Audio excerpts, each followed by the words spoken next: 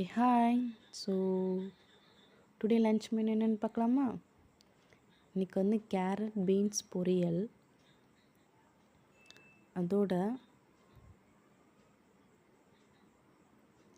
சுட சுட சாதம்,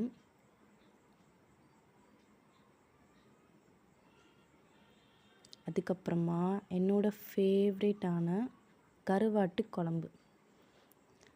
நெய் மீன் கருவாட்டு குழம்புனா எனக்கு ரொம்ப ரொம்ப பிடிக்கும். ஸோ இன்றைக்கி அதுதான் பண்ணியிருந்தேன். இந்த சுட சுட சாதத்தோடு அந்த கருவாட்டு குழம்பு சேர்த்து சாப்பிடும்போது வர டேஸ்ட் இருக்கே அவ்வளோ சூப்பராக இருக்கும்.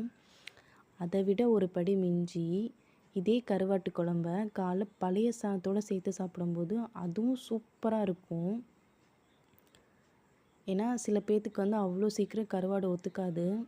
எனக்கு வந்து இந்த நெய் மீன் கருவாடை தாண்டி மித்த எந்த மீன் கருவாடுமே எனக்கு ஒத்துக்கவே ஒத்துக்காது. ஆனால் எனக்கு கருவாடு ரொம்ப பிடிக்கும். அதுக்கப்புறம் இந்த கேரட் பீன்ஸ் பொரியல், 2 ஸ்பூன் ஆயில் மட்டும் யூஸ் பண்ணி இந்த கேரட் பீன்ஸ் பொரியல் பண்ணியிருந்தேன்னா நீங்கள் நம்புவீங்களா? பட் நான் அப்படி தான் பண்ணியிருந்தேன்.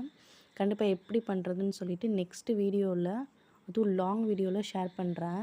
இதே மெத்தடில் பண்ணி பாருங்கள், டேஸ்ட்டு சூப்பராக இருக்கும். அதே சமயம் ஹெல்த்தியாகவும் இருக்கும். ஸோ நீங்கள் இன்றைக்கி என்ன லன்ச் சாப்பிட்டீங்க அப்படின்னு சொல்லி மறக்காமல் கீழே கமெண்ட் பண்ணுங்கள். ஸோ உங்களை நெக்ஸ்ட் வீடியோவில் பார்க்குறேன்.